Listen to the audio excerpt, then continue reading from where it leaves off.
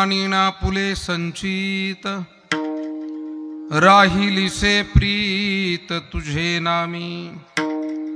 धन्य झालो आता यासी संदेह नाही, न पडे या बाही काळा हाती. ब्रह्मरस करू भोजन पंगती, संतांचे संगती सर्व काळ. धन्य झालो आता यासी संदेह नाही, न पडे या बाही काळा हाती. तुका म्हणे पोट धालेची न धाय, खादलेची खाय आवडीने. धन्य झालो आता यासी संदेह नाही, न पडे या बाही काळा हाती. महायोग पीठे तटे भीमरथ्याम, वरम पुंडरीकाय दातुं मुनीन्द्रये. समागत्य तिष्ठन्तमानन्दकन्दं, परब्रह्मलिंगं भजे पांडुरंगं. जयांचे केलिया स्मरण, होय सकळ विद्येंचे अधिकरण. तेचे वंदू श्रीचरण श्री गुरूंचे, ते नमस्कारोनी आता मस्तक हे पायावरी. हे पायावरी, मस्तक हे पायावरी, मस्तक हे पायावरी. या वार करे संताच्या, या वार करे संता. वार करे संतांचा, वार करे संतांचा, वार करे संता. मस्तक हे पायावरी, मस्तक हे पायावरी. या वार करे संता, हे या वार करे संता. मस्तक हे पायावरी, मस्तक हे पायावरी. या वार करे संता.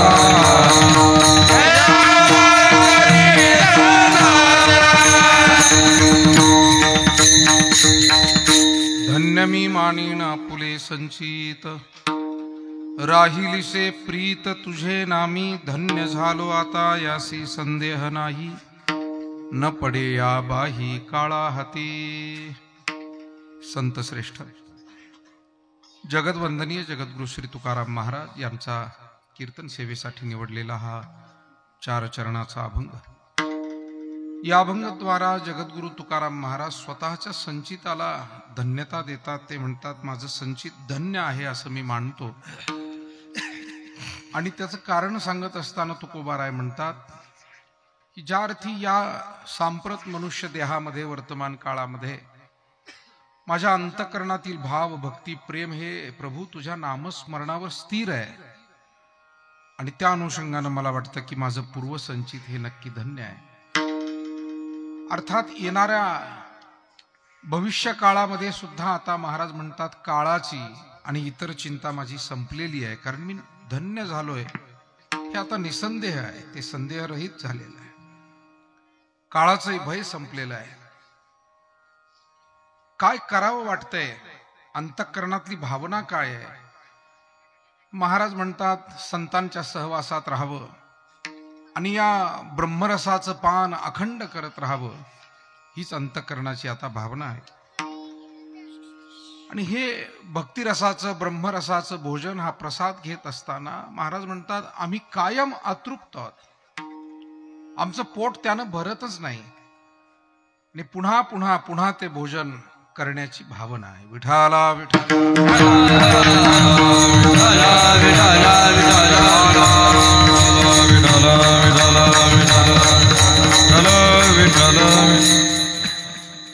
प्राप्त वेळेमध्ये अभंगाच्या माध्यमातून काही सेवा भगवंताच्या सद्गुरूंच्या चरणी आपल्याला समर्पित करायची. तत्पूर्वी कार्यक्रमाच्या अनुषंगानं 2 शब्द परिहार देणं आवश्यक आहे. किळीविळी तालुका अकोट जिल्हा अकोला या ठिकाणी संपन्न होत असलेला अखंड हरिनाम सप्ताह ग्रंथराज ज्ञानेश्वरी पारायण त्रितपपूर्ती सोहळा आणि 1.5 कोटी लिखित विठ्ठल नामजप संकल्प पूर्णाहुती असा हा अत्यंत पवित्र भव्य दिव्य असा वारकरी संप्रदायाचा उपासना महोत्सव अर्थात वैकुंठवासी गुरुवर्य परमश्रद्धेय नथुसिंग बाबा राजपूत यांच्या आध्यात्मिक ज्ञान प्रचार प्रसार दौऱ्याचंही पुन्हा एकदा जुळून आलेलं अत्यंत पवित्र असं निमित्त परमश्रद्धेय सद्गुरू सखारामजी महाराज यांची असलेली परम कृपा, परमश्रद्धेय सद्गुरू गजानन बाबांची परमकृपा, अखिल कोट ब्रह्मांड नायक भगवान श्री पांडुरंग परमात्मा माऊली ज्ञानोबाराय जगद्गुरु तुकोबारायांसह सकल आपल्या संतजनांचे आशीर्वाद आणि त्यातूनच संपन्न होणारा हा उत्सव, ज्यांच्या मार्गदर्शनाखाली हा उत्सव होतोय ते वारकरी संप्रदाय भूषण, वारकरी संप्रदायाचे एक अत्यंत आदरणीय मार्गदर्शक आणि तुमचे आमचे सर्वांचे परम आदरणीय श्री हरिभक्तीपरायण पंढरीनाथजी महाराज आरू, श्री क्षेत्र आळंदी महाराजांच्या समवेत या आध्यात्मिक सेवेसाठी उपस्थित असलेले सर्व सद्गुरू जोग महाराज वारकरी शिक्षण संस्थेचे आणि वारकरी परंपरेचे आदरणीय कीर्तनकार, प्रवचनकार, गायनाचार्य, मृदंगाचार्य, आपल्या या केळीवेळी आणि पंचक्रोशीतील अकोट तालुका किंवा अकोले जिल्ह्यातील सन्माननीय वारकरी संप्रदायाचे आमचे सर्व अभ्यासक, उपासक, साधू, संत, कीर्तनकार, प्रवचनकार, आमचे अत्यंत गोडस्नेही चंद्रकांतजी महाराज, आमच्या समवेत आलेले बाबासाहेब महाराज, सर्वच आदरणीय मंडळी आणि विशेष करून ज्यांना आपण धन्यवाद दिले पाहिजे ती सर्व केळीवेळीची ग्रामस्थ मंडळी, कार्यकर्ते मंडळी, ज्यांच्या विशेष पुढाकारातून श्रद्धेतून हा नामयज्ञ ज्ञानयज्ञ या ठिकाणी संपन्न होतोय.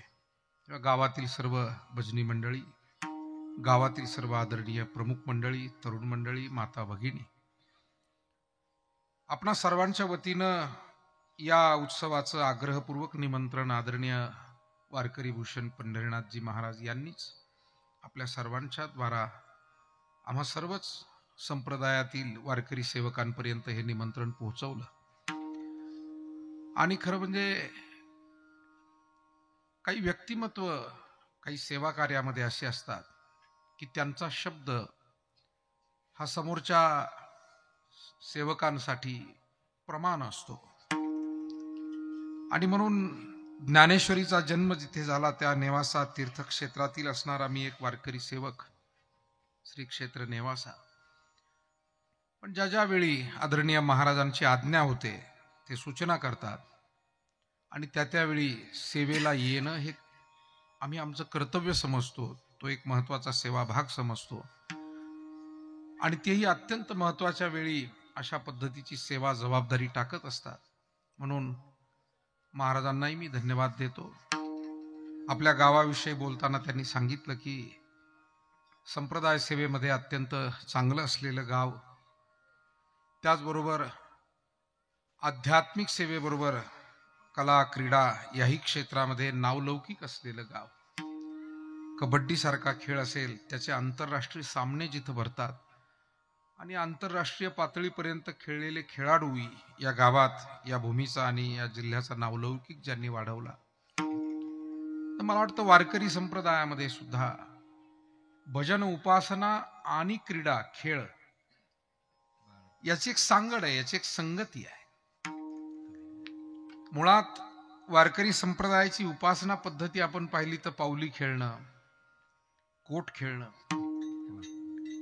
आणि या भजनानंदामध्ये अत्यंत सात्विक भावनेनं गाये नाचे उडे आपुलिया छंदे, मनाचे आनंदे आवडीने, अशा पद्धतीचा किंवा खेळ मांडियेला वाळवंटी घाई, नाचती वैष्णव भाई रे. पण एक ध्यानात घ्यावं लागेल आपल्याला, वारकरी संप्रदायामध्ये किंवा इतरही खेळामध्ये काही नियमावली ही असते.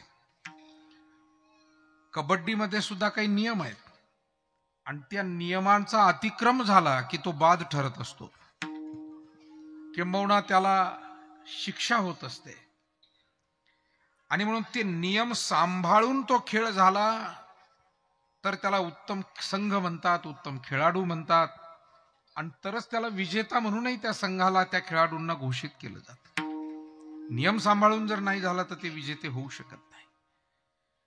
वारकरी संप्रदायाच्या या भक्ती परंपरेमध्ये सुद्धा केवढी आदर्श नियमावली संतांनी आमच्या पुढे ठेवली.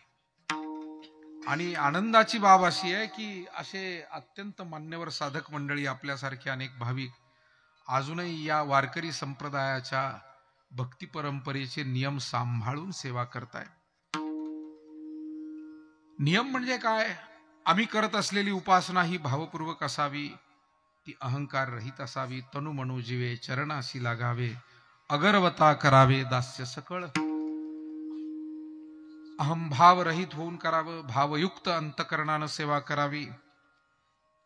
त्याचबरोबर कीर्तनकारासाठी सुद्धा भक्ती ज्ञानाविरहित गोष्टी इतरांना कराव्या, प्रेम भरे वैराग्याच्या युक्ती विवराव्या.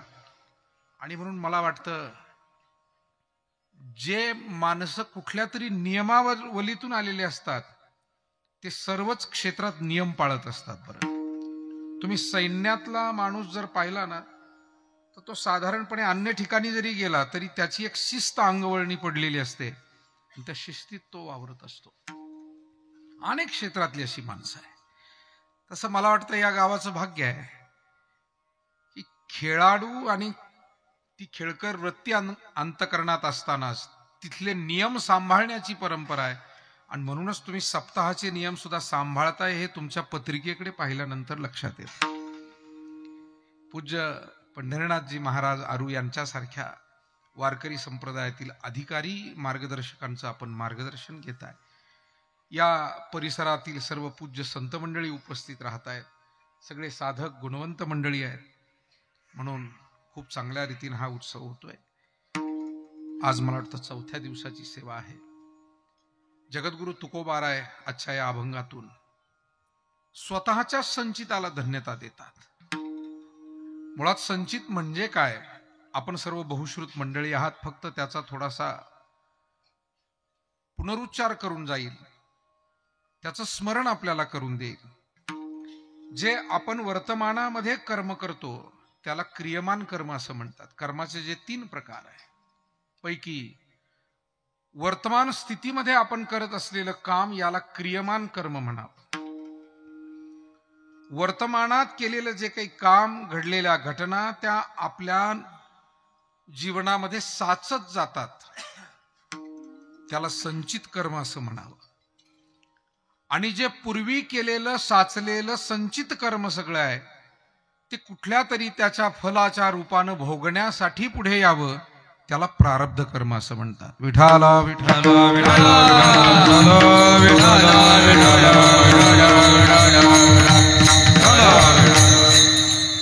थोडासा गेन देता का? थोडा मोकळा आवाज झाला पाहिजे.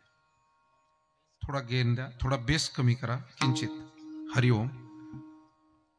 थोडा गेन द्या आणखी, आणि थोडा किंचित इको द्या, म्हणजे आवाज थोडासा मोकळा होतो. हरिओम. बेस आणखी कमी करा. हरिओम हरिओम. विठाला विठाला विठाला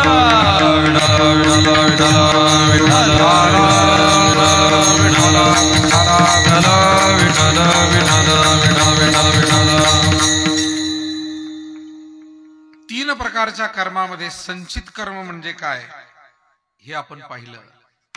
संचित कर्म त्याला म्हणतात जे आपल्या नावावरती कुठेतरी साचलेलं आहे, साठलेलं आहे.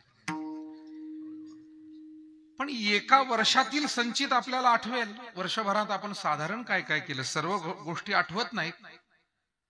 मला वाटतं वर्षभराचं सोडावं, दिवसभरातल्या सुद्धा सर्वच बारीक सारीक गोष्टी आठवतील असं नाही. कीर्तनातून गेल्यावर कीर्तनाचा अभंग आठवेल असं सुद्धा नाही. आणि मानवी जीवनाची गंमत अशी आहे, जे स्मरणात राहावं नेमकं ते स्मरणात राहत नाही, आणि जे विसरून जावं ते पुन्हा पुन्हा आठवल्याशिवाय राहत नाही. मला वाटतं दुःख आणि काही चुकीचे विचार, चुकीच्या गोष्टी या विसरल्या जाव्यात. जीवनातील दुःख सुद्धा विसरता आली पाहिजे. मोबाईल मध्ये एक फंक्शन असतं, त्याला डिलीट करणं म्हणतात. मला वाटतं ज्या लोकांना आपल्या अंतःकरणातील आणि मेंदूतील ज्या दुर्भावना आहेत त्या डिलीट करता येतात, दुःख प्रसंग आहे ते विसरून जाता येतात, तीच माणसं अत्यंत समाधानानं आणि सुखानं या जगामध्ये जगू शकतात. एरवी सुखदुःखाचे प्रसंग प्रत्येकाच्या जीवनात घडत आहेत, ते पुढेही घडतच राहतील, त्यातून कोणी सुटलेला नाही. कधी मान आहे तसा कधी अपमान आहे, कधी लाभ आहे तशी हानी आहे, संयोग आहे तसा वियोग आहे. पण संत महात्म्यांचा दृष्टिकोन जीवनाकडे पाहण्याचा कसा आहे? जीवनामध्ये काय उणीव आहे ती पाहण्यापेक्षा जीवनात काय आपल्याला महत्वाचं मिळालंय याच्याकडे त्यांचा दृष्टिकोन आहे. सतत त्याचं स्मरण त्यांना आहे. आणि म्हणून तुकोबारायांसारखे संत पांडुरंगाच्या दर्शनाला गेले तर ते खंत व्यक्त करत नाही, उलट समाधान व्यक्त करतात आणि देवाचे आभारही मानतात. देवे दिला देह भजना गोमटा, दिली इंद्रिय हात पाय कान, डोळे मुख बोलाया वचन, जेणे तू जोडसी नारायण, नासी जीवपणा भवरोग. जेणे हा जीव दिला दान, देवा तू काय काय आम्हाला दिलंय, किंबहुना तुझ्या कृपेनं काय काय आम्हाला मिळालंय, याची यादी तुकोबाराय देवासमोर मांडतात. मला वाटतं संत आणि सामान्य याच्यातला फरक समजून घ्यायचा असेल तर तो स्पष्टपणे इथं दिसतो. तुमच्या माझ्यासारखा सामान्य माणूस जर थोडा आस्तिक असेल, देवधर्म करत असेल, तर तो देवाकडे गेल्यावर यादी देतो, पण काय काय नाही मिळालं किंबहुना काय मिळणं अपेक्षित आहे याची यादी तो देवाला देतो. आमची जुनी वाडवडील कीर्तनकार मंडळी म्हणायची, किराण्याची यादी तरी कमी पडेल, एवढी मोठी यादी अशा सकाम भक्तांच्या मनामध्ये असते. अस्माकम सकल कुटुंबानां क्षेम स्थैर्य आयुः आरोग्य धन धान्य संपत्ती प्राप्त्यर्थम प्राप्त लक्ष्मी रक्षणार्थम अप्राप्त लक्ष्मी प्राप्त्यर्थम. म्हणजे माझं जे आहे ते असंच माझ्याजवळ धन राहू दे, दुसऱ्यांच्या वाट्याला गेलंय तेही मलाच मिळू दे. अप्राप्त लक्ष्मी प्राप्त्यर्थम विठाला विठाला विठाला विठाला विठाला. आता तुम्ही म्हणाल ही भावना चुकीची आहे का? तर चुकीचं म्हणण्याचं काही कारण नाही. ज्या ज्या गोष्टी प्रपंचामध्ये लागतात त्याची प्राप्ती करण्यासाठी काही प्रयत्न केले, काही प्रार्थना केल्या तर ठीक आहे. पण हे सगळं होताना जे मिळालंय त्याला आपण का विसरतो, हा खरा मुद्दा आहे. किती लोक आहेत की जे झोपताना आपल्याला जे मिळालंय त्याचा विचार करतात, की मला चांगलं शरीर मिळालंय, मला संगती चांगली आहे. हे माझ्या जगात असा कुणीच नाही की त्याला काही चांगलं दिलेलं नाही देवाने. कुणाची संतती चांगली आहे, कुणाची प्रकृती चांगली आहे, कुणाची मती चांगली आहे, कुणाला गती चांगली आहे. मला वाटतं जगात चांगलं नाही असं कुणीच नाहीये, फक्त काय चांगलं मिळालं याचा विचारच आपण कधी करत नाही. म्हणून तुकोबारायांसारख्या माऊलींसारख्या पूज्य संतांकडे पाहून आम्ही नेमकं जीवन समाधानानं कसं जगायचं तुकोबाराय का म्हणतायत, तेने सदाचेता तेने सदाचित्ता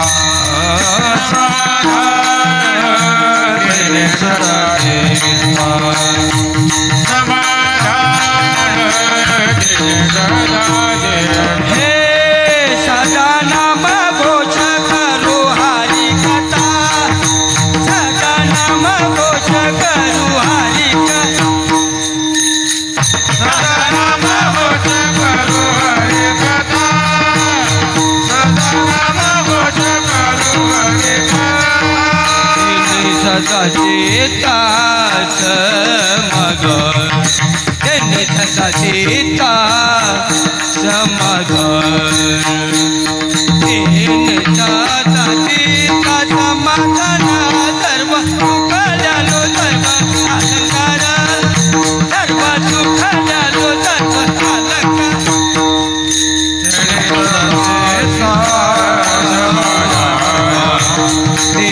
छटा सीता समाधान हे छटा सीता समाधान सर्व सुख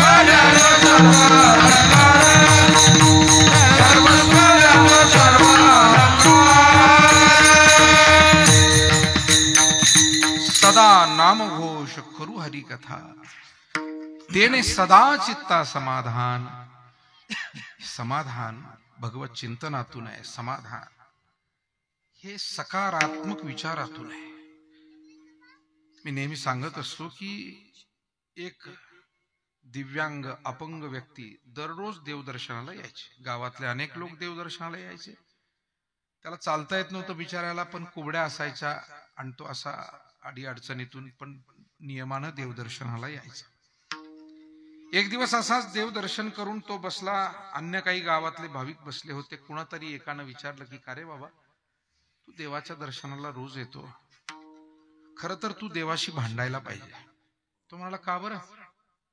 तुला पाय नाही दिले, एवढा भाविक माणूस तू, आणि तुला पाय नाही, तू देवाला विचारत का नाही?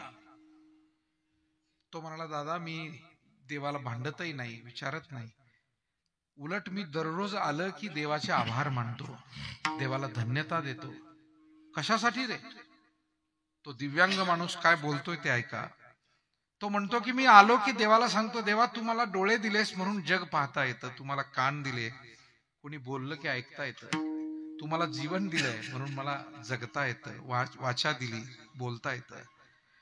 पाय नसतील म्हणून काय झालं? मला वाटतं जीवनात सुखी होण्याचा याच्यापेक्षा दुसरा मोठा मंत्र कोणता नाही. रावणाकडे 99 गोष्टी चांगल्या होत्या, पण मला सीता नाही अशी खंत तो बाळगत होता. आणि जर उणीवच शोधायची असेल तर या जगामध्ये कितीतरी उणीवा प्रत्येकाच्या जीवनात आहे, त्या किती शोधत राहाल. म्हणून सुखी व्हायचं असेल तर उणीवा शोधणं बंद करा, स्वतःच्या जीवनातल्या आणि इतरांच्याही जीवनातल्या. इतरांच्या तर शोधूच नका. महाराज म्हणतात तुम्हाला जर देव पाहिजे असेल तर अनेकांचे कानी आणि गुणदोष म्हणा. अर्थात कसया गुणदोष पाहू आणि कांचे मज काय त्याचे उणे असे, मज काय त्याचे उणे असे. कसया गुणदोष पाहू आणि कांचे मज काय त्याचे उणे असे, मज काय दासया गुणदोष पाहू आणि कांचे मज काय त्याचे उणे असे. कबीर महाराज म्हणाले, बुरा जो देखन मै चला, बुरा न मिलिया कोय, जो मन खोजा आपणा, मुझसे बुरा न कोय.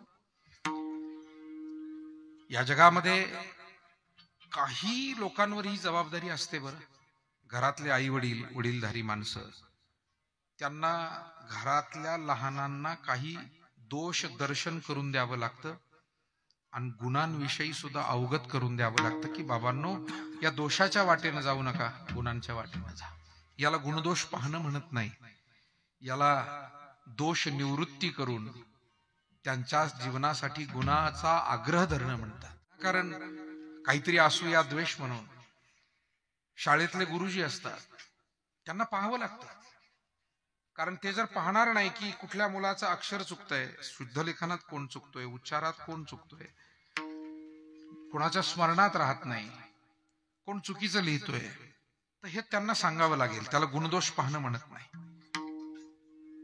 संतांना सुद्धा या समाजाला परमकल्याणापर्यंत पोहोचवायचंय आणि म्हणून अधिकारी संतांना कधी कधी 2 शब्द या समाजातल्या काही वाईट गोष्टी असतील त्याविषयी बोलावं लागतं. त्याला दोष पाहणं म्हणत नाही. कारण संतांना काही आपल्याविषयी बोलून त्याचा आसुरी आनंद घ्यायचा नसतो, त्यांना कळकळ असते समाजातल्या ज्येष्ठांना, श्रेष्ठांना. पण एक गोष्ट खरी आहे की आपल्याला उणीव आपल्या जीवनातली काय आहे तिचा विचार करत बसण्यापेक्षा नको खेद करू कोणत्या गोष्टीचा. पती लक्ष्मीचा जाण तसे, का खेद करतोय? हे नाही, ते नाही, ते नाही. मी म्हणतो माणसानं काय नाही म्हणण्यापेक्षा मुळात आपण माणूस म्हणून जन्माला आलो हीच मोठी आपल्याला उपलब्धी आहे हे मानावं. एका विद्वानानं असं म्हटलं, कोरोनाचा काळ चालू होता, अनेक मोठमोठे लोक आपले विचार मांडत होते. त्या विद्वानानं असं म्हटलं की या कोरोनाने एक दाखवून दिलंय म्हणे, आपला चालू असलेला श्वास हीच खरी आपली श्रीमंती आहे, त्याच्यापेक्षा मोठी श्रीमंती कोणती नाही, हा चालू असलेला श्वास. कारण क्या जीवन की प्रक्रिया हाथों में लिया नहीं तेरा दास. जीवन हे एवढं क्षणभंगूर आहे हे तर वारंवार संत सांगतच होते, आपणही पाहतच होतो. पण कोरोनामध्ये ते अधिक प्रमाणामध्ये पाहावं लागलं. दुर्दैवानं आपल्या जवळचे आप्तेष्ट आणि अनेक स्नेही मंडळी, चांगली माणसं आपल्यातून निघून गेली. पण तरी माणूस, असं वाटलं होतं कोरोनामध्ये अनेक लोक असं बोलायचे, महाराज आणि आता पुन्हा सत्ययुग येणार. लोक बघा किती सुधारले, 50 लोकात लग्न व्हायला लागले, डीजे लावत नाही, कोणी दारू पित नाही, कोणी धिंगाणा घालत नाही. पण ते लॉकडाऊन निघण्याचा अवकाश, काहींनी तर लग्न करण्यासाठी लॉकडाऊन निघण्याची वाट पाहिली. म्हणजे कोरोना काळात सुद्धा ते दबा धरून बसले, डबा धरून नव्हे, दबा धरून बसलेले. विठाला विठ्ठल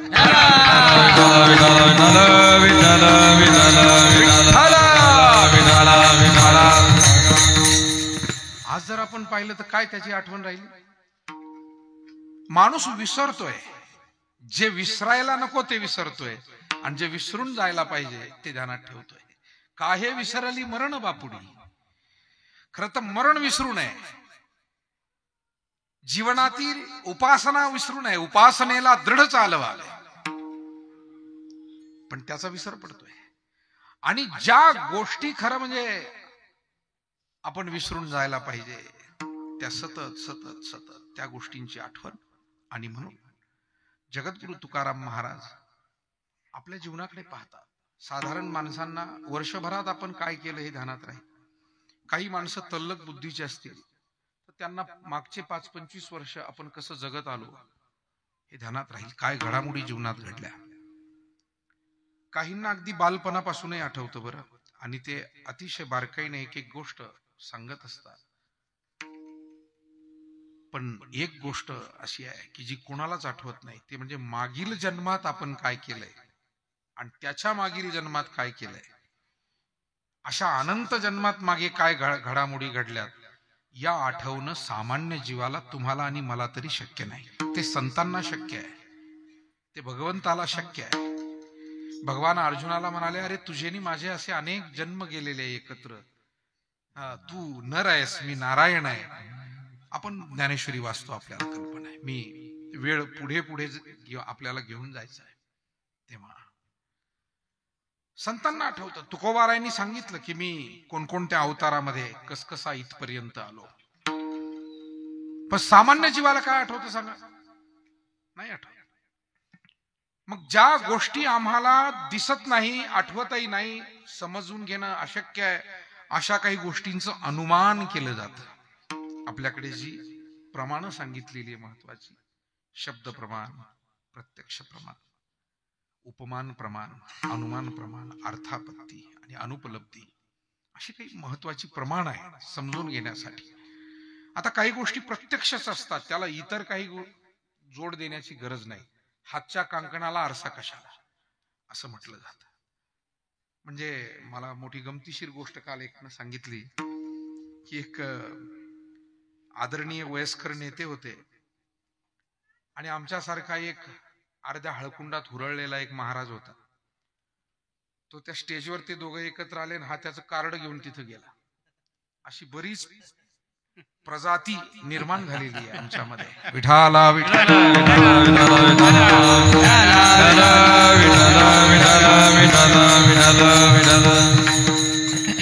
पूर्वी फक्त ते बँडवाले वगैरे ते वाटायचे, मंदिरं बांधणारे वाटायचे.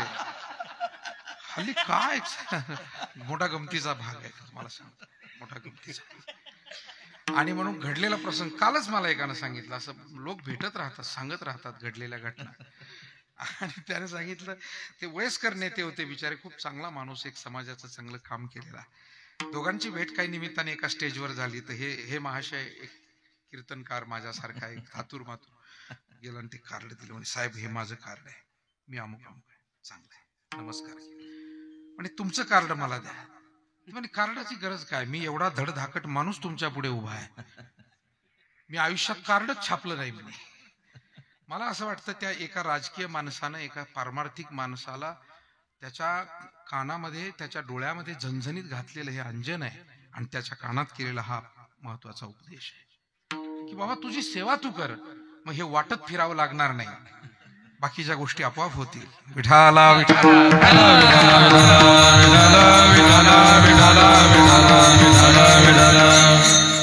मला प्रत्यक्ष प्रमाण सांगायचं होतं एवढंच. माणूस धडधडीत समोर उभा असेल, काय त्याला बाकीच्या, म्हणून प्रत्यक्ष प्रमाण.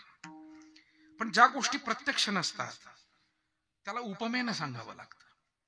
म्हणजे घरातले काही लोक मुलीसाठी मुलगा पाहून आले, आपल्याकडे नातेसंबंधामध्ये एकमेकाकडे जातात, मुला मुलींना पाहण्याचा कार्यक्रम होतो.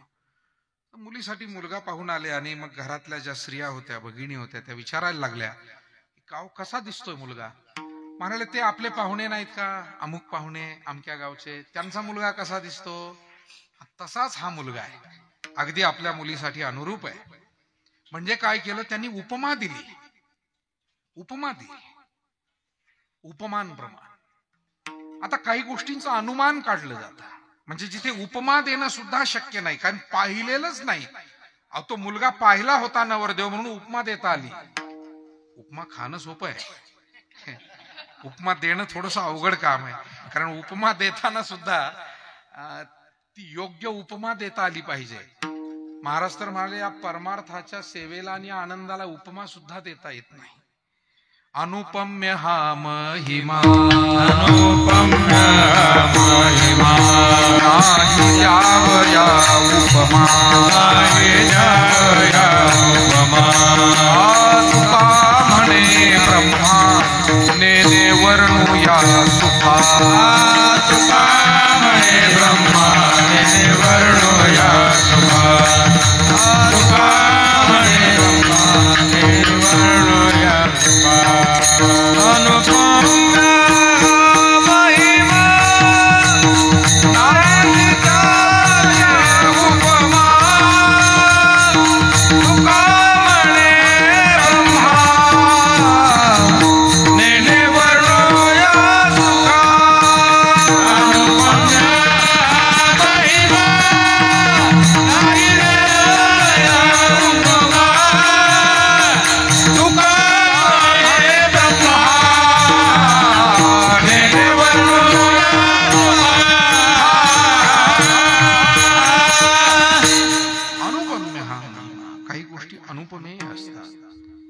सागरम सागरोपमा.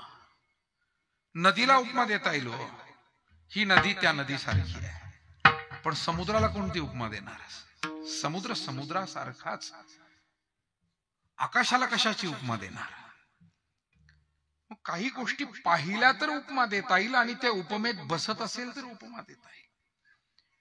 इथे संचिताच्या बाबतीत तुकोबार आहे, अनुमान काढतायत, उपमा देताच येत नाही, अनुमान काढावं लागतं. कारण ते संचित जे आहे मागचं, महाराजांना ते दिसतंय, कळतंय, पण सामान्य माणसाला सुद्धा आपल्या संचिताचा धांडोळा घेता यावा असा काही विचार या अभंगातून महाराजांना आपल्या पुढे ठेवायचा असावा. आणि म्हणून महाराज म्हणाले अनेक जन्म झाले, अनेक काळ गेलेला आहे, पण त्या काळातलं सगळं जे माझं संचित आहे, त्या काळात मी केलेली जी सेवा आहे ती काहीतरी चांगली असावी, धन्य असावं.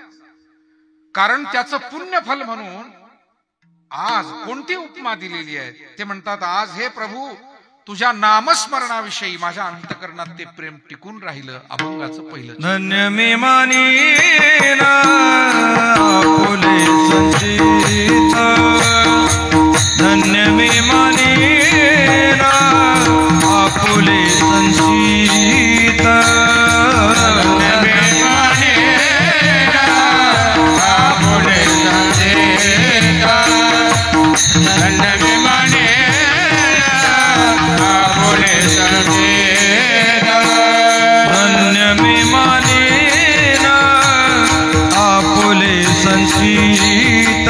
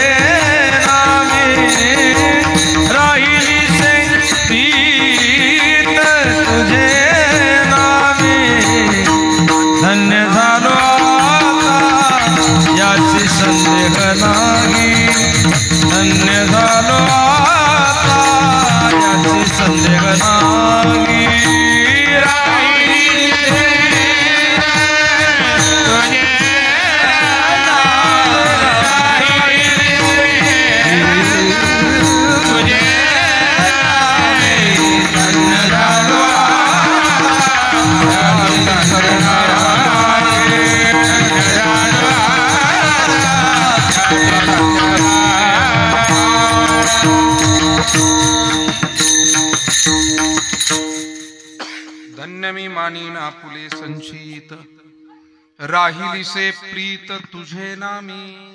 अनुमान असं काढलं की प्रभू या सांप्रत मनुष्य जन्मामध्ये जो आम्हाला परम भाग्यानं हा मनुष्य देह मिळाला, या आत्ताच्या या जन्मामध्ये राहिलीसे प्रीत तुझे नामी. याच्यातही शब्द फार महत्वाचे आहे. आमची गुरुजन मंडळी समजून सांगताना या अभंगाविषयी सांगायचे, ते म्हणायचे ठेविलीसे प्रीत असं तुकोबाराय म्हणत नाही, राहिलीसे. एखादी गोष्ट, एखाद्या गोष्टीविषयी प्रेम जाणीवपूर्वक निर्माण करणं, ते ठेवणं वेगळं, आणि ते सहज स्वभावतः अंतःकरणामध्ये असणं ते वेगळं. जरा सोपं सांगतो. आपण उपवास करतो ना, एकादशी, सोमवार, अन्य अन्य ज्याला जे जे उपवास श्रद्धेनं लोक करत असतात. आता त्या उपवास करणाऱ्यांमध्ये दोन प्रकार असतात. एक असतात ते अत्यंत श्रद्धेनं करणारे, आणि त्याच्यामुळे अशी अनेक वयस्कर माणसं तुम्हाला दवाखान्यात ऍडमिट असताना सुद्धा दिसतील, ज्यांच्याकडे कॅलेंडर नाही, मोबाईल नाही, पण तरी त्यांना एकादशी आलेली कळते. असे अनुभव तुम्हाला वाडवडील माणसांविषयी आले असतील. त्यांना ते नाही नाही आज एकादशी असेल, मला भाकरी देऊ नका. वारकरी असेल ना आमचा, तो अगदी मृत्यूशय्येवर असला तरी त्याला एकादशी ध्यानात असते. त्याला निष्ठावंत उपासक म्हणावा, की ज्याला ध्यानात ठेवावं लागत नाही, ते आपोआपच राहतं, ते आपोआप स्फुरतं. आणि काहींना पोह्याचे 2 घास घेतल्यावर मग दुसरा कोणी सांगतो, अहो तुमचा सोमवार ना आज. यांचा सोमवार दुसऱ्यांनी सांगावा लागतो. याला म्हणायचं ठेविलीसे प्रीत. विठाला विठाला विठाला विठाला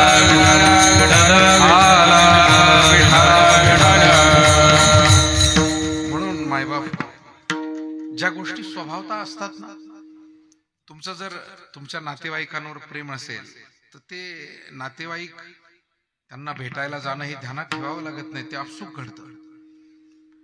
आणि फार नसेल जिव्हाळा एकमेकाचा तर मग ते उगीच आठवण करून करून ध्यानात आणावं लागतं. अशा गोष्टी. म्हणून देवाची भक्ती करणाऱ्यांमध्ये सुद्धा न भक्ती करणाऱ्यांचा विषय सोडा. नास्तिको वेद निंदकः, वेदाची देवाची निंदा करणारा असा एक वर्ग असतो. पण देव मानणाऱ्यांमध्ये सुद्धा काही विधीनं देव मानतात, काही भीतीनं देव मानतात, त्याची भक्ती करतात. प्रल्हादासारखी नैसर्गिक भक्ती, नैसर्गिक शब्द वापरलाय भागवताने, यस्य नैसर्गिकी रती. कशी भक्ती आहे प्रल्हादाची? म्हणाले त्याची भक्ती निसर्गत आहे, अंतःकरणापासून आहे. त्याला कुणी दडपण दिलेलं नाही की तू भगवान नारायणाचं नाव घे म्हणून, देवाचं भजन कर म्हणून. त्याच्या मनात काही लोभही नाही आहे की मला अमुक मिळावं म्हणून मी देवाची भक्ती करेन. त्याच्या काय पूर्वजन्माचा तो संस्कार त्याचा आहे, आईच्या गर्भात असताना झालेला तो संस्कार आहे. जन्माला आला, कळता झाला, रांगू लागला, आणि बोलायला लागल्याबरोबर त्याचं भगवन नामस्मरण सुरू झालं, आणि तो सतत त्या नामस्मरणामध्ये राहू लागला. श्रीमन्नारायण नारायण नारायण, श्रीमन्नारायण नारायण नारायण, भजमन्नारायण नारायण नारायण, भजमन्नारायण नारायण नारायण, श्रीमन्नारायण नारायण नारायण, श्रीमन्नारायण नारायण नारायण, भजमन्नारायण नारायण नारायण, भजमन्नारायण नारायण नारायण, श्रीमन्नारायण नारायण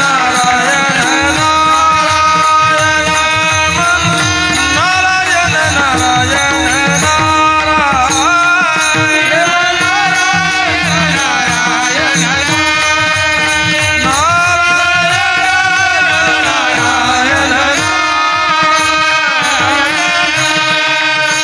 नारायण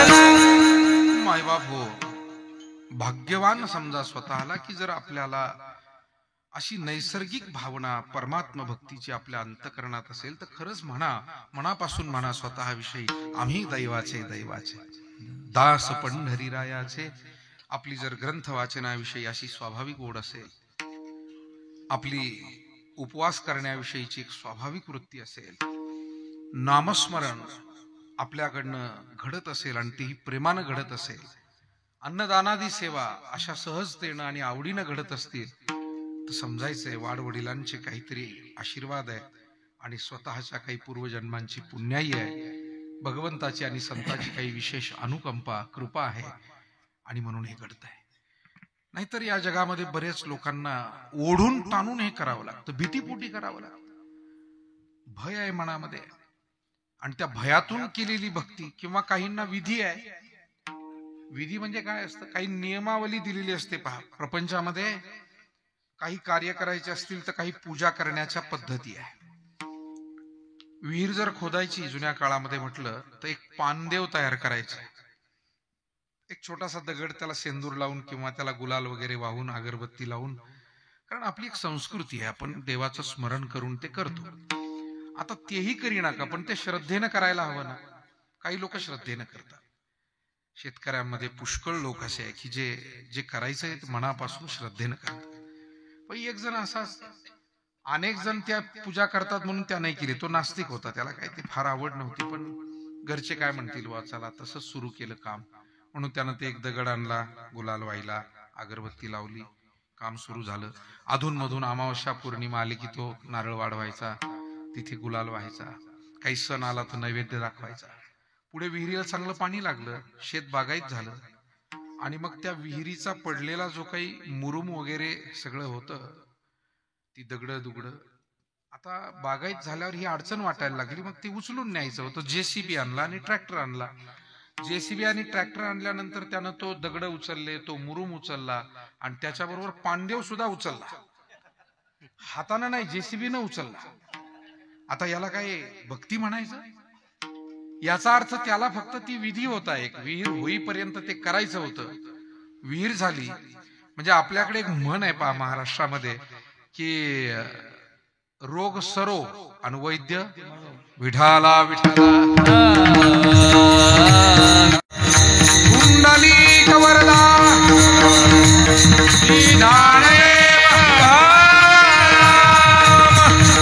माय बापू, प्रल्हादाची भक्ती अशी नव्हती, यस्य नैसर्गिक कीर्ती, आणि म्हणून तो गात होता, भगवत नामस्मरण करत होता. हिरण्यकश्यपूलाही आवडत नव्हतं. त्याला मोठी चीड आली की मी लोकांना सांगतोय देवाचं नाव घेऊ नका, नाव घेऊ नेदी देवाचे, हे ब्रीद हिरण्यकश्यपूचे, आणि माझ्या घरात जन्माला आलेले हे माझंच कार्ट आणि ते देवाचं नाव घेत आहे. बरं म्हणे, अजून घरातल्या घरात चाललंय, बाहेर लोकांना जर कळलं, लोक काय म्हणतील मला? तुम्ही वेगळं सांगताय, तुमचं पोरगं वेगळं बोलताय. आणि म्हणून हिरण्यकश्यपूनं त्या पोराला समजून सांगण्याचं काम कयाधूकडे दिलं, त्याच्या आईकडे दिलं. हे पहा, या मुलाला काही करून हे देवाचं भजन बंद करायला लाव. आमचे कुळी नव्हते ऐसे हेच पिशे निवडले. बरोबर आहे, कुळ राक्षसाचंच ना सगळं. भजन म्हणणारं कुणी जन्माला आलंच नव्हतं आतापर्यंत, आणि म्हणून त्याला ते वावगं वाटायला लागलं, वेगळं वाटायला लागलं. त्या कयाधूनं सांगितलं, बाळा, अरे तुला आवडतं ना भजन, मनातल्या मनात कर बाबा. तुला माहित नाही बाप कसा आहे तुझा, मारून टाकील तुला, मला, सगळ्यांना. केवढा हिंसक आहे तुला माहित नाही. त्या बाळाला कुठे काय कळतंय? त्याचं एवढं प्रेम आहे, ते नामस्मरण चालू. पुढे त्याला 2 शिक्षक ठेवले, षंड आणि आमरकर. शिक्षक कशासाठी ठेवले? गीता पाठ द्यायला, मृदंगाचे बोल शिकवायला, भजन शिकवायला, काकड आरती किंवा नियमाचं भजन कसं करावं, हे काही शिकवायसाठी नाही. फक्त चालू असलेलं भजन बंद करून तो म्हणला दुसरं काही शिकवा, पण हे बंद करा. तुम्हाला एक गंमत वाटते ना ऐकताना, पण असाच होता हिरण्यकश्यपू. तुम्हाला असा कसा होता, असा कसा होता हे शोधायचं असेल तर फार अवघड नाहीये. त्याची वंशावळ आजही चालू आहे आजूबाजूला कुठे ना कुठे. त्यामुळे प्रत्यक्ष त्या काळात जाऊन हिरण्यकश्यपूला आपण पाहू शकलो नाही, तरी त्या विचाराची माणसं तुम्हाला भेटतील. मला आलेले एक अनुभव सांगतो. फार पूर्वीचा, एक 25 वर्षापूर्वीची गोष्ट. मी संस्थेमध्ये मी नवीनच होतो विद्यार्थी, असा आजही विद्यार्थी आहे. आणि काही लहान लहान मुलं रविवारच्या दिवशी मंदिरात यायची. त्यांना म्हटलं, पोराव अरे तुम्ही रविवार असतोच ना, मग आपण हनुमान चालिसा आणि गीतापाठ घेत जाऊ दर रविवारी. नवीनच त्या मंदिराच्या सेवेत गेलो, निवासाला, तुकाराम महाराज मंदिरात. मुलं जमायला लागली, छान जमत होती. मग आमचं हनुमान चालिसा व्हायची, गीतापाठ व्हायचा, मग आरती घ्यायचो, छोटं काहीतरी प्रसाद वाटायचा. मुलं आनंदी होती. 5, 25, 30 मुलं अशी यायची. एक दिवस एक महाशय आले. ते म्हणाले, ओ बुवा काय चाललंय तुमचं हे? म्हटलं काय नाही, गीतापाठ आणि आरती वगैरे आम्ही घेतो, मुलांना सुट्टी असते, येतात लहान लेकरं सगळी. आणि 10वीच्या परीक्षा आहे मुलांच्या आमच्या, मार्क कमी पडले तर काय तुम्ही भरून देणार आहात का? बंद करा तुमचा हे. अहो म्हटलं तुमच्या मुलाला नसल येऊ द्यायचं तर येऊ देऊ नका, पण हे बंद करा म्हणजे माझ्या मुलापुरतं बोलत नाही, सगळ्यात पुरतं बोलतो. म्हणे हे काय चालवलं गल्लीत तुम्ही? हे घडलेलं उदाहरण आहे. असे अनेक प्रसंग आहेत. काकड आरती लवकर सुरू केली म्हणून आपल्या भजनी मंडळावर केस झाल्या, असं काही ठिकाणी घडलं. पोलीस स्टेशनला लोकांनी तक्रारी केल्या. तेव्हा हे प्रसंग म्हणून हिरण्यकश्यपू पाहायचा आहे तर तुम्हाला तो निश्चित भेटेल. थोडा शोध घ्या. विठाला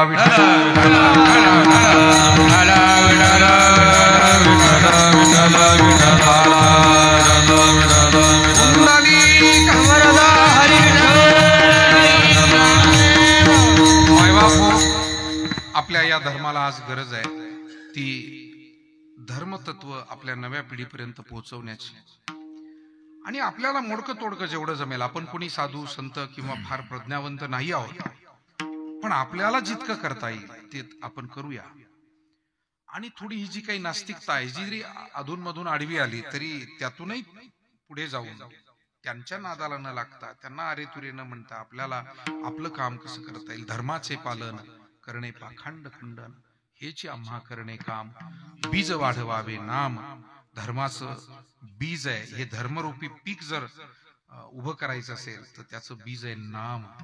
आणि हे नामस्मरण, ही सेवा, मला वाटतं ही सगळी जी पूज्य मंडळी अट्टहासानं हे सगळं काम करतायत त्याचं कारणच आहे की ही उत्सव असे होत राहिले, पारायणं होत राहिली, भजन होत राहिलं, याचा फार मोठा परिणाम आमच्या या सगळ्या तरुण बांधवांच्या मनावरती, बालगोपाळांच्या मनावरती. आणि ही सगळी आपली लेकरं आहे, आपल्या संस्कारित कुटुंबातूनच आलेली आहेत. पण या विचारांना उजाळा दिला म्हणजे त्यांचे विचार आणखी दृढ होतात आणि त्यांच्या द्वारा आणखी पुढच्या पिढीपर्यंत ते विचार जातात. पण जर याला उजाळाच दिला गेला नाही तर मात्र गोष्ट अवघड आहे. जर पारायणच झाली नाही, भजन कीर्तन म्हणून आपल्या केळीविळी गावचं खूप मी धन्यवाद देतो आणि आपलं कौतुक करतो. महाराजांनी सांगितलं की 3 सप्ताह इथे होतात. एक तुकाराम बिजेला होतो असं सांगितलं, एक गजानन महाराजांच्या प्रगट दिनाला होतो आणि एक हा या कालावधीत होतो. विठाला विठाला विठाला विठाला विठाला. पंचक्रोशीतले सुद्धा अनेक गावकरी आले असतील, त्या गावी उत्सव होतात, ते झालेच पाहिजे. आणि आता तर येणाऱ्या उद्याच्या 22 तारखेला भगवान प्रभू रामचंद्रांच्या मूर्तींची प्राणप्रतिष्ठा अयोध्येमध्ये होते. हा अत्यंत सुवर्ण योग तुमच्या आमच्या डोळ्या देखत घडून आलाय. अर्थात मागे 500 वर्ष साधू संत, अनेक राजे, सैनिक, अनेक स्वयंसेवक, रामभक्त यांचं बलिदान गेलंय. 4.5 लाख लोकांचं बलिदान गेलंय.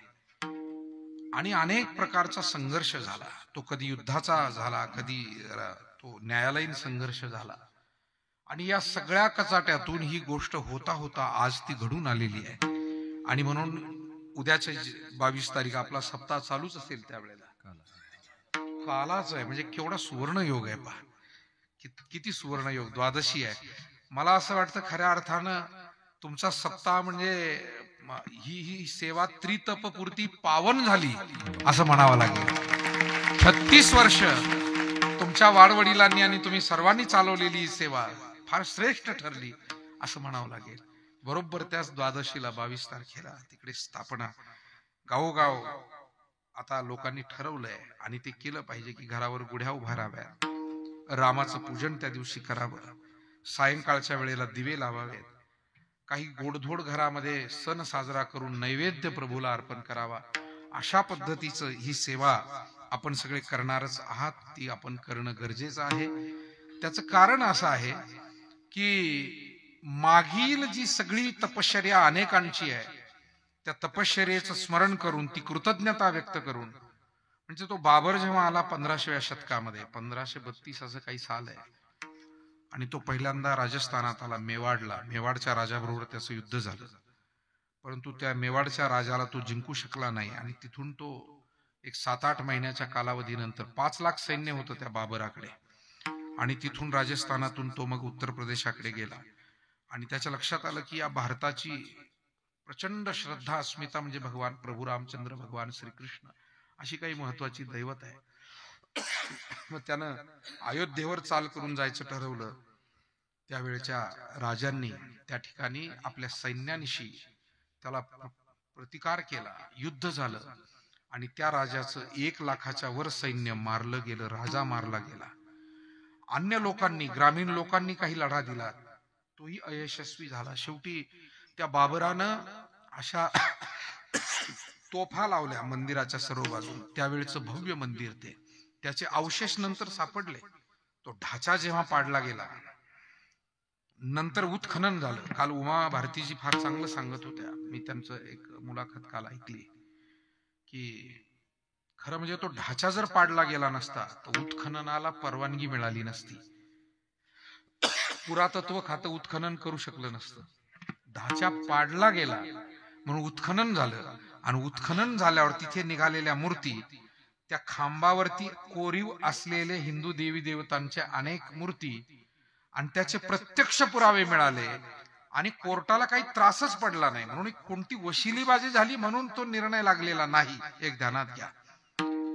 तर ती वस्तुस्थिती आहे म्हणून तो निर्णय झालेला आहे, वशिलेबाजी म्हणून नाही, वस्तुस्थितीच आहे. आणि हे जग जाहीर आहे सगळ्या भारतात. अजूनही अशी 5000 ठिकाणं आहेत, छोटी मोठी, आपल्या गाव पातळीपासून ते विशेष भूमीपर्यंत, मथुरेपर्यंत, की त्या ठिकाणी मंदिरं पाडूनच त्याच्यावरती काहीतरी प्रतिकात्मक दुसऱ्या गोष्टी या लोकांनी उभ्या केलेल्या आहेत. आणि म्हणून खऱ्या अर्थानं 500 वर्षाचा तो लढा आहे. आणि उद्याचा जो उत्सव आहे तो होईल तेवढा मनोभावे आपण सर्वजण मिळून साजरा करू. विठाला विठाला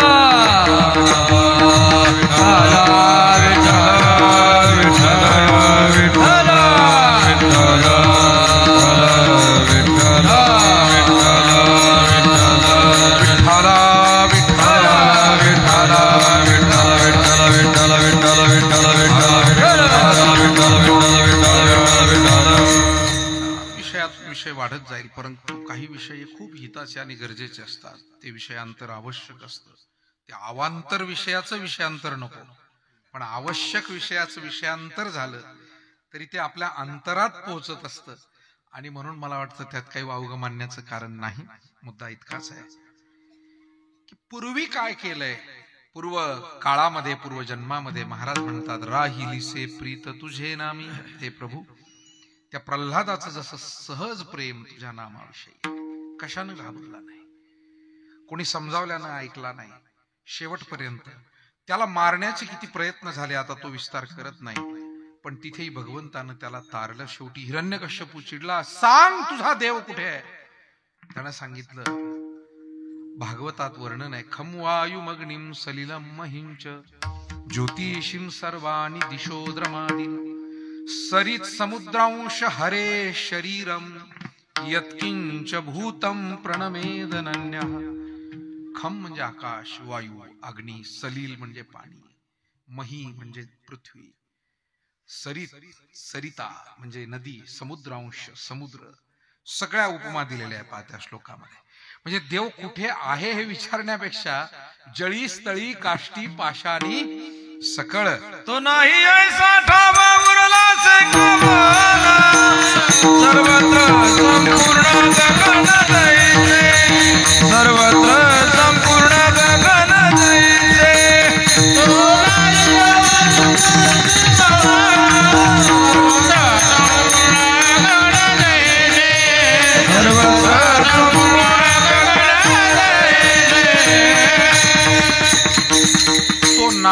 ऐसा ठाव उरलासे कवन, सर्वत्र संपूर्ण गगन जैसे. माऊली म्हणाले, अगा आकाश के नाही तेन रिघेची कवने ठाई. आकाश कुठे नाही सांगा बरं. उदाहरण दिलंय महाराजांनी, जसं आकाश सर्वत्र आहे. आकाश कुठे नाहीये? महाराष्ट्रात आकाश आहे आणि दुसऱ्या राज्यात गेल्यावर आकाश नाही का? बरं, भारतात असल्यावर आकाश दिसतंय आणि इतर देशात गेल्यावर आकाश नाही का?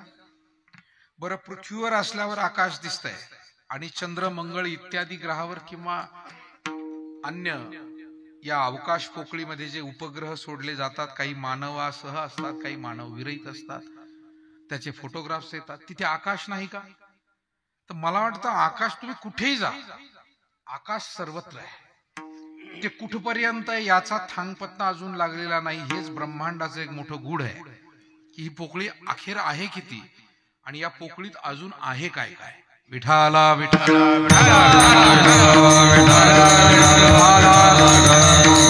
अर्थात आपल्या ऋषीमुनी आणि संतांनी सांगितलं, अनंत ब्रह्मांडे अशी एके रोमी ऐशी धेंडे. ही ब्रह्मांड एकच नाही, अशी अनंत आहेत आणि अशी अनंत ब्रह्मांड या अवकाशाच्या पोकळीमध्ये आहेत.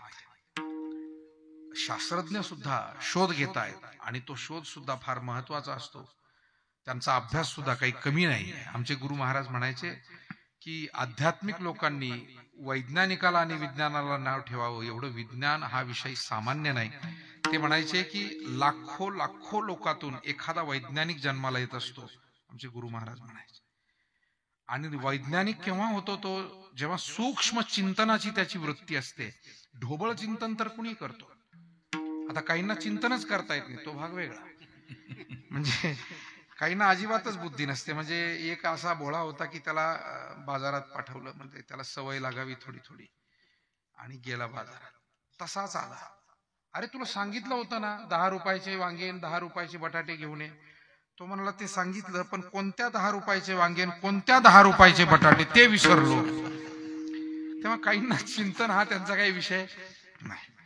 काही ढोबळ चिंतन तुमच्या माझ्यासारखे सामान्य लोक करत असतात. थोडाफार विचार आपण करतो, पण शास्त्रज्ञ आपल्यापेक्षा खूप वेगळा विचार करतात. म्हणून शास्त्रज्ञ प्रत्येकाला होता येत नाही. आपल्या देशाला खूप शास्त्रज्ञांची मोठी परंपरा आहे. ते जगदीशचंद्र बोस यांच्यापासून ते अब्दुल कलाम सरांपर्यंत, ते डॉक्टर विजय भटकर सध्या आहेत, असे वेगवेगळ्या क्षेत्रातले डॉक्टर माशेलकर असतील, काकोडकर असतील, किती नावं सांगता येतील. आणि म्हणून शास्त्रज्ञ होणं सोपं नाही. झाडाला लागलेली फळं जमिनीवर पडतात हे अनेक लोक अनेक जन्मच्या जन्म पाहत होते, पण त्या न्यूटनला असं वाटलं. तो बसलेला होता आणि झाडाचं फळ त्याच्या बाजूला पडलं. तो म्हणला, का बरं हे वरचं फळ जमिनीकडेच का खेचलं जातं? या जमिनीत काहीतरी असं आकर्षण तत्व असावं. मग त्याच्यावर त्यानं अभ्यास सुरू केला आणि गुरुत्वाकर्षणाचा शोध, म्हणजे जमिनीत ते होतच पृथ्वीत, पण त्यानं ते शास्त्रीय दृष्ट्या जगाला समजून सांगितलं. किती सोपी गोष्ट होती ना. झाडाचं फळ फक्त खाली पडलं. आता किती लोकांनी पाहिलं असेल? ते न्यूटनच्या जवळ पडलं. मी म्हणतो काहींच्या डोक्यात पडलं असेल तरी डोक्यात आलं नाही. डोक्यात सुद्धा पडलं असेल ना एखादा झाडाखाली बसलेला माणूस, पण त्यांच्या डोक्यात ते आलं नाही की असं का झालं. म्हणून सूक्ष्म चिंतन करता आलं पाहिजे. म्हणून विज्ञानाला लगेच आपण आध्यात्मिक आहोत. काही लोकांना फार उतावीळपणा असतो बोलण्याचा. मला असं वाटतं फार महत्वाचं आहे की परस्परांचे प्रयत्न, विचार आणि त्यातली उपयोगिता समजून घेऊन जर आपण परस्पर क्षेत्राविषयी बोललो तर ते फार बरं होण्यासारखं आहे. विठाला विठाला विठाला विठाला विठाला विठाला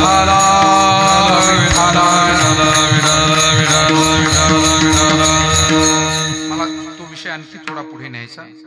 आमचे गुरुजी म्हणायचे, ब्रह्मलीन पूज्य सद्गुरू नारायणगिरीजी महाराज एक मोठे संत गोदावरीच्या काठी होऊन गेले. वारकरी संप्रदायात जसे आज पूज्य कुरेकरजी बाबा किंवा पूर्वी होऊन गेलेले पूज्य नथुसिंगजी बाबा की ज्यांनी हा दौरा आणि ही विचार परंपरा सुरू केली, गुरुवर्य मामासाहेब असतील, व्यंकट स्वामी महाराज किंवा आपल्या अमृत महाराजांसारखे थोर संत आपल्या ज्या विदर्भाला लाभले, अशा अनेक महात्म्यांचा मला उल्लेख करता येईल. असेच ते म्हणायचे की सूक्ष्म चिंतन असल्याशिवाय शास्त्रज्ञ होता येत नाही. पण ते पुढे जाऊन म्हणायचे, अति सूक्ष्म चिंतन असल्याशिवाय संत होता येत नाही. शास्त्रज्ञ जर सूक्ष्म चिंतन करत असेल तर संत हे अतिसूक्ष्म चिंतन करतात. शास्त्रज्ञ जर लाखातून कुणी एखादा महापुरुष जन्माला येत असेल तर संत कोट्यावधीतून कधीतरी एखाद्या युगातून अवताराला येतात. म्हणूनच त्यांना विरळ म्हणतात. विरळा ऐसा कोणी तुका त्यासी लोटांगणी, तुका त्यासी लोटांगणी, तुका त्यासी लोटांगणी. विरळा ऐसा कोणी तुका त्यासी लोटांगणी, तुका त्यासी लोटांगणी, तुका त्यासी लोटा. विरळा ऐसा कोणी तुका त्यासी लोटांगणी, तुका त्यासी लोटांगणी, तुका त्यासी लोटा. विरळा ऐसा कोणी तुका त्यासी लोटांगणी, तुका त्यासी लोटांगणी, तुका त्यासी लोटा. विरळ आहे, फार क्वचित आहे. शैले शैलेन माणिक्यम मौक्तिकम न गजे गजे साधवो नाही सर्वत्र चंदनम न बने. आता पुष्कळ त्याची सगळी प्रमाण आमच्या सगळ्या पूज्य मंडळींना माहिती आहे. आपल्यालाही सगळ्या साधू संतांना श्रोत्यांच्याही कानावरून ती गेलेली आहे. मुद्दा इतकाच आहे, जनाबाईंनी स्पष्ट सांगितलं, सखा विरळा ज्ञानेश्वर असे आहे म्हणाले. माऊलींसारखे असे एखादे विरळे, विरळा पावे, विरळा पावे. तर अशा पद्धतीचं हे महात्म्य असतात. आणि अशा महात्म्यांची जी भक्ती असते ती नैसर्गिक असते. त्यांचं चिंतन हे अतिसूक्ष्म असतं आणि त्याच्यामुळे सामान्य जीवाला देवाची भक्ती करावी लागते. देव ध्यानात ठेवावा लागतो, उपवास ध्यानात ठेवावा लागतो, नामस्मरण चालू आहे की नाही. कधी कधी असं होतं की आम्ही नामस्मरण करतोय असं आम्हाला वाटतं, पण आमचं चित्त आम्हाला दगा फटका देऊन ते तिथून निघून जात. आम्हाला वाटतंय की आम्ही नामस्मरणात आहोत. एखादा माणूस तुमच्या माझ्यासारखा आरती म्हणतोय, देवाची आरती चाललेली आहे, पण त्याच वेळेला मनामध्ये भावना असतात, चप्पल व्यवस्थित सोडली होती की नाही, कोणी घेऊन जाईल की काय. म्हणजे इतकं देवाचं छान स्मरण चाललंय की लवथवती विक्राळा ब्रह्मांडी माळा, विषय कंठ काळा, त्रिनेत्री ज्वाळा. भगवान शंकराचं केवढं सुंदर समर्थ वर्णन आहे. पण त्यावेळेला जर मनामध्ये बॅक ऑफ माइंड काही वेगळं चालू असेल तर मला वाटतं ते भजन घडलं कुठं, ते नामस्मरण घडलं कुठं. म्हणून तुकोबाराय म्हटले, देवा परमार्थ न करणारा एक वर्ग आहे.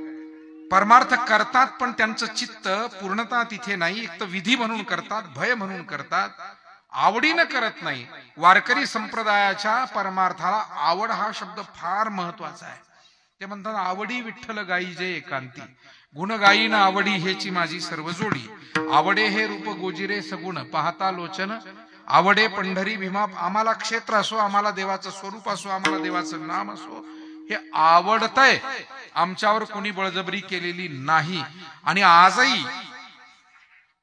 भारतामध्ये, महाराष्ट्रामध्ये आणि जगभरामध्ये जिथे कुठे लोक देवाची भक्ती करतात, प्रभू रामाची भक्ती, श्रीकृष्णाची भक्ती, महादेवाची, पांडुरंगाची, गणपतीची असेल, देवीची असेल, आपापल्या परीनं, गजानन महाराजांची असेल, माऊलींची, तुकोबारायांची भक्ती असेल, बळजबरी आहे का? आपल्या देशामध्ये असा काही कायदा आहे का अजून की तुम्ही जर वारीला नाही गेलात तर तुम्हाला दंड होईल, तुम्ही जर एकादशी नाही केली तर तुमचं इन्क्रिमेंट थांबवलं जाईल, तुम्ही जर गावच्या पारायणामध्ये पंगत नाही दिली तर तुमच्यावर अमुक असा एक वेगळा टॅक्स लागेल, असं काही नाहीये. पण मायबाप होय, तुमच्या सुद्धा मनामध्ये नैसर्गिक कुठे ना कुठे एक भावना आहे, वाड वडिलांची प्रेरणा आहे अंतकरणात. तुमच्याही काही पूर्वपुण्याईनं स्वतःहून लोक करतायत. आता अनेक गोष्टी अशा आहे की कायद्यानं बंधनकारक केल्यात, पण त्या लोक तितक्या करत नाहीत. आणि भक्ती हाच एक विषय असा आहे की तो कायद्यानं बंधनकारक नाहीये, स्वयंस्फूर्तीचा विषय आहे. पण हजारो लाखोंचा समुदाय वेगवेगळ्या ठिकाणी एकत्र येतोय. पंढरीच्या वारीला किती लोक जमतात? कोणी निमंत्रण दिलंय, कोणी बळजबरी केली, कोणी काही धाक दाखवलाय, पण सगळ्या बाजूचे रस्ते फुललेले असतात. सर्वात अगोदर निघते ती मुक्ताईंची पालखी, गजानन महाराजांची पालखी, आणि मग महाराष्ट्रातल्या सगळ्या पालख्या हळूहळू निघतात आणि पंढरीकडे सगळ्यांचा प्रवास सुरू होतो. पाहता पाहता त्या पंढरीचंही एक वैशिष्ट्य असं आहे विशेष वाटतं दरवर्षी वारीला गेलं की विचार येतो, एवढ्या लोकांना हे पंढरपूर सामावून कसं काय घेत, हे विशेष आहे बरं. एवढ्या लोकांना सामावून घेतं ते पंढरपूर, ती आळंदी, ते आपले तीर्थक्षेत्र. आपल्यालाच कळत नाही की इतका समुदाय असतो. गाडीने येणारे वेगळे, पायी येणारे वेगळे, पालखी सोहळ्यांमध्ये वेगळे, आणि एवढ्याही लोकांची गैरसोयी होत नाही बरं. पांडुरंगाच्या कृपेने काही ना काही सोय लागलेलीच असते. मला वाटतं तो पांडुरंग ज्याची फारच गैरसोय असेल तर कोणत्या तरी रूपात येऊन तो स्वतः सेवा करत असेल वारकऱ्याची, पण त्याला तो उपवाशी राहू देत नाही, त्याला तो अडचणीत राहू देत नाही. विठाला याला म्हणावं राहिलीसे प्रीत. मी अभंगाविषयीच बोलतोय, ती राहिलीसे प्रीत स्वाभाविक भक्ती आहे. आणि म्हणून तुकोबाराय म्हणतात, देवा ज्या अर्थी या मनुष्य देहामध्ये आम्ही आलोय, सत्संगतीचा प्रभाव काही पूर्वसंचित आमचं चांगलं आहे, आणि त्याच्यामुळे तुझ्या नामस्मरणावर हे प्रेम राहिलंय. मग ज्या अर्थी हे प्रेम राहिलंय त्या अर्थी धन्य मी मानिना फुले संचित. कारण पूर्वजन्मी सुकृते थोर केली, ती मज आजी फळासी आली, परमानंद आजी मानसी भेटी झाली. असं भोगे कळो येते मागील ते जन्म, उत्तम मध्यमा कनिष्ठते, उत्तम मध्यमा कनिष्ठते.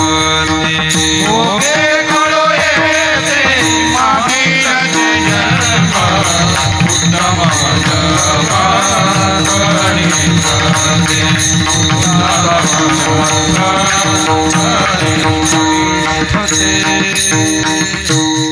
भोगे कळो येते खूप महत्वाचं प्रमाण महाराजांनी आपल्या पुढे ठेवलंय. भोगे कळो येते मागील ते जन्म, आणि उत्तम मध्यम कनिष्ठते. आजच्या भोगावरून कळत असतं की आपलं मागचं काय आहे, मागचे जन्म कसे आहेत, आणि त्यातली आपली कृती कशी आहे. आता थोडं गमतीचा भाग सांगतो. काही लोक म्हणतील, एका माणसाला काय झालं की एक चोर आला कुठून तरी चोरी करून, आणि पोलीस त्याच्या मागे पळत होते, आणि त्याला ते जो ऐवज होता तो कुठंतरी लपवायचा होता, पण तशी काही वेळही सापडेना. तेवढ्यात एक माणूस रस्त्याला दिसला. त्याने सांगितले, पा हे माझा ऐवज आहे, हा सांभाळून ठेव, याच्यातलं मी तुला नक्की मुठभर काही ना काही तुला देईल, पण मी आल्यावर हे मी घेऊन जाईल.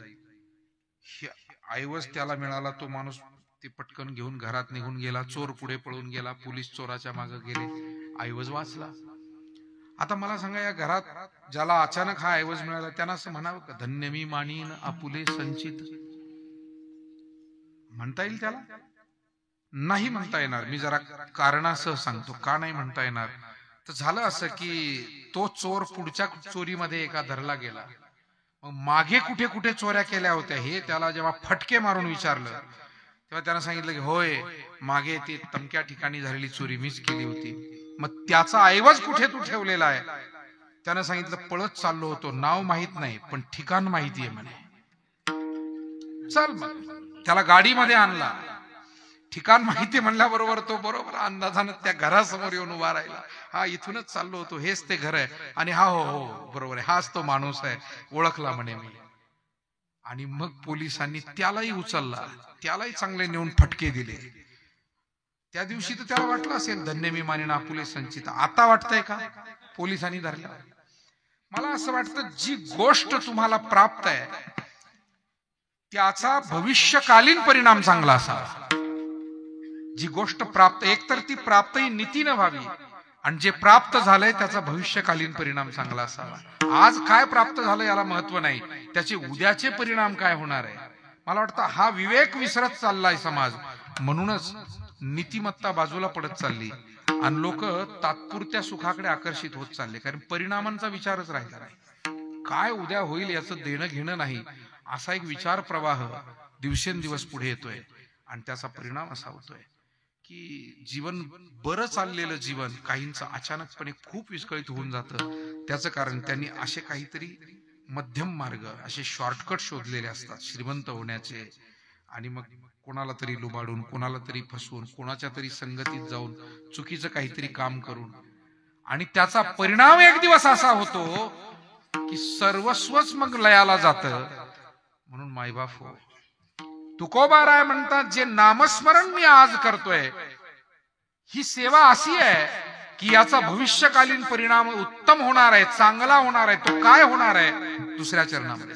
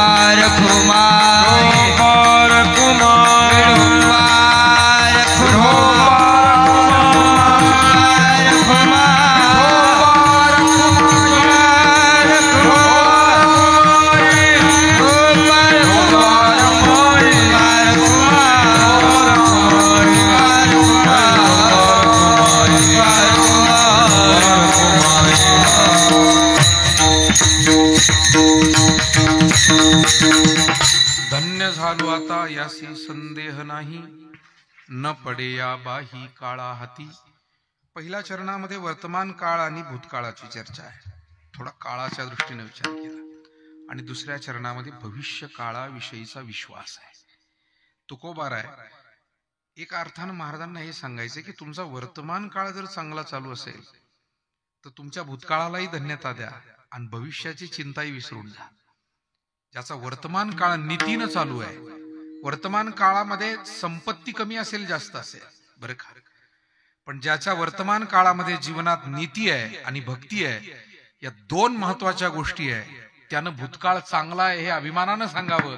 होय, माझा भूतकाळ चांगला आहे म्हणून मी आज नीतीनं वागतोय आणि भक्ती करतोय आणि मला भविष्याची चिंताच नाहीये. मी निश्चितपणे धन्य झालो आता यासी संदेह नाही, निसंदेह. न पडे या बाही काळा हाती. आता मृत्यूचं भय मला उरलेलं नाही, कारण मी नामस्मरण इतक्या आवडीनं करतोय. मला वाटतं आपण जी सेवा करतोय त्या सेवेविषयीचा अभिमान नव्हे, हा अत्यंत चांगला आत्मविश्वास तुकोबारायांच्या अंतःकरणात आहे. ते म्हणतात न पडे या बाही काळा हाती. महाराज, तुम्ही जे नामस्मरण करताय त्यातून आता काळाचं भयही संपलेलं आहे. काळ गुलाम सलाम करी तुकया घरी राबतो, किंवा जगा काळ खाया मी माथा दिला. मग आता एका अर्थानं तुम्हाला परमसाध्यच मिळालं म्हणा ना. काळाचं भय संपणं म्हणजे आत्यंतिक दुःखाची निवृत्ती. आणि तुम्ही नामस्मरण करताय त्यातच परमानंदाची प्राप्ती, म्हणजे मोक्ष पद तुम्ही प्राप्त केलंय.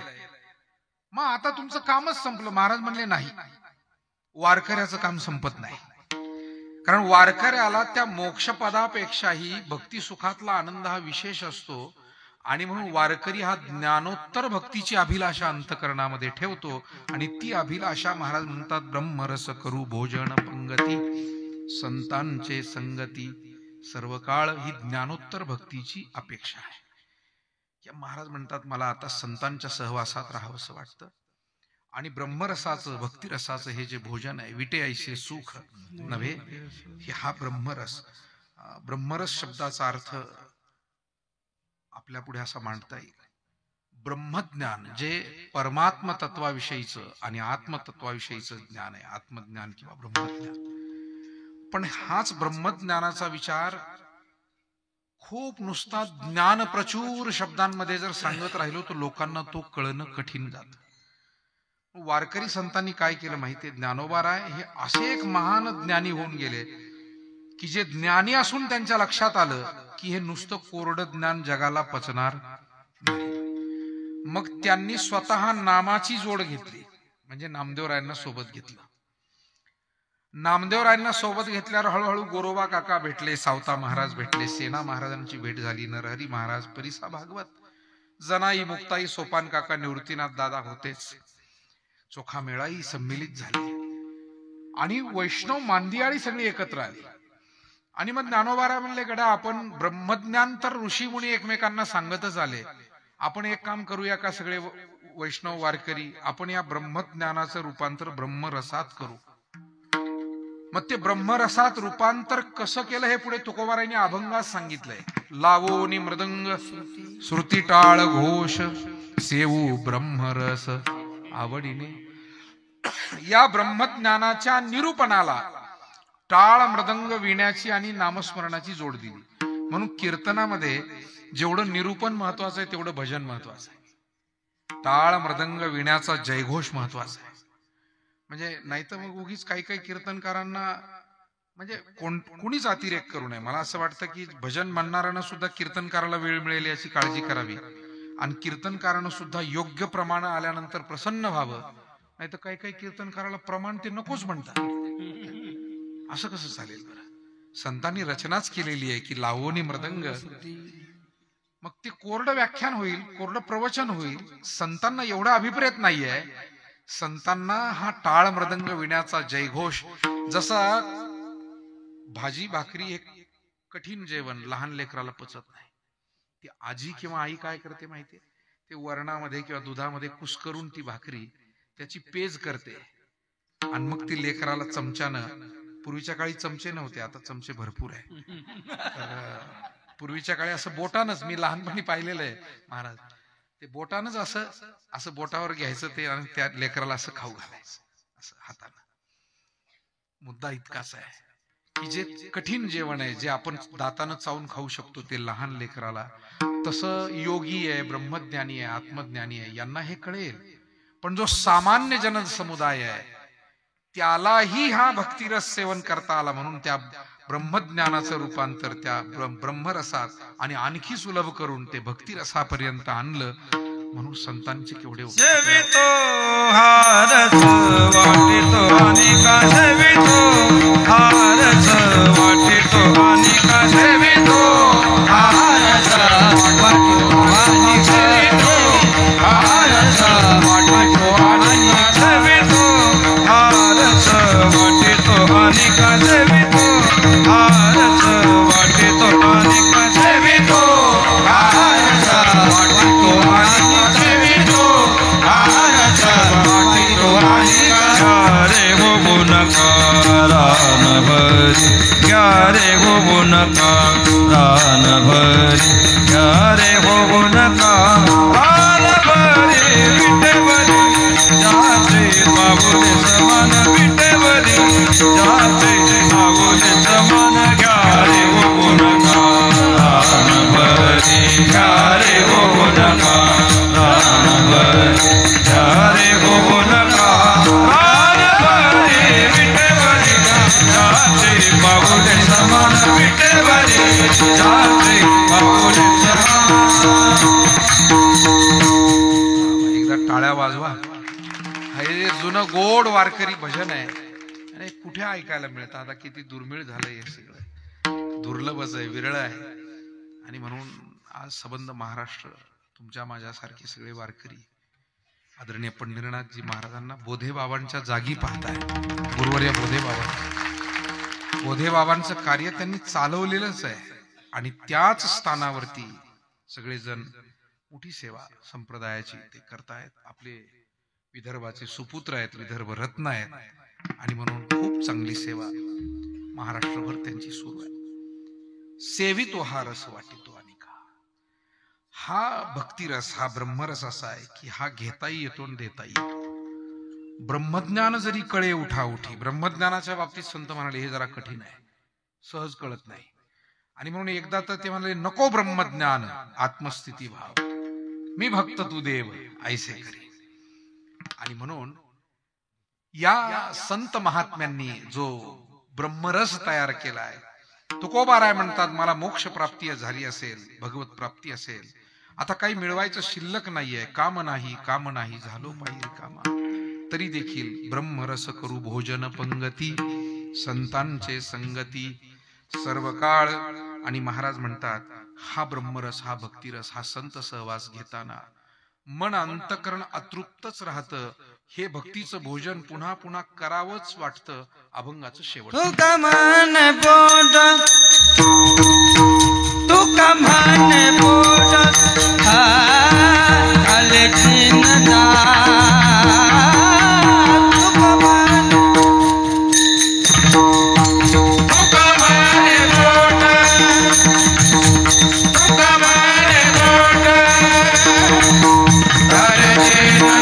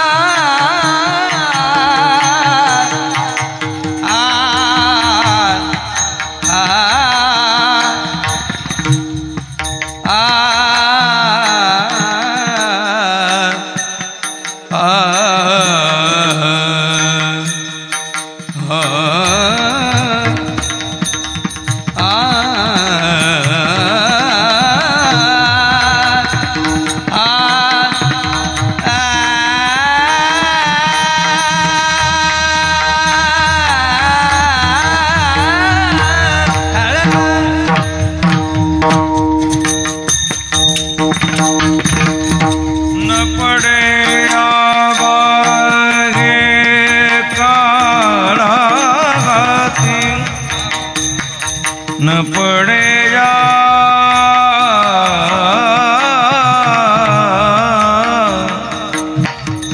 पडे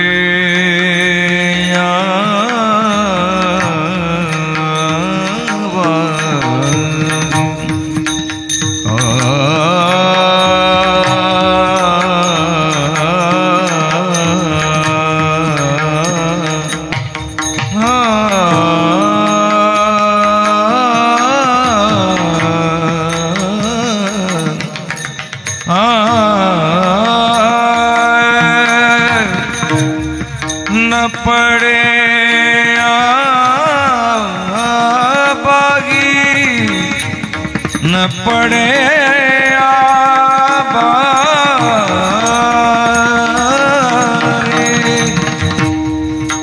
न पड़े जा बागी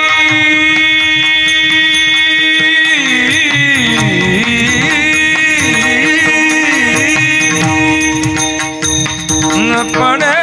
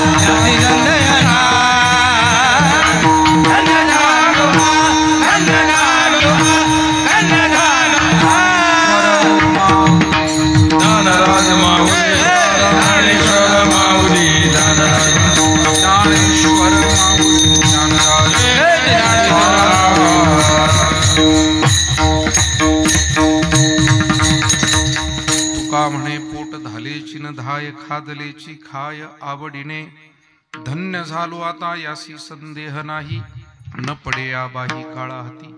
झालेली सेवा संतांच्या सद्गुरूंच्या चरणी समर्पित करूया आणि आपणा सर्वांना धन्यवाद देऊन भगवान परमात्म्याचे अनंत आणि अखंड आशीर्वाद आपणा सर्वांवरती राहोत. सर्वांचं जीवन सुखी समृद्ध आनंदमय भक्तिमय होवो याच प्रार्थनेसह आजच्या या सेवेला पूर्णविराम. विठ्ठल जय जय विठ्ठल जय विठ्ठल जय जय विठ्ठल जय जय विठ्ठल जय जय विठ्ठल.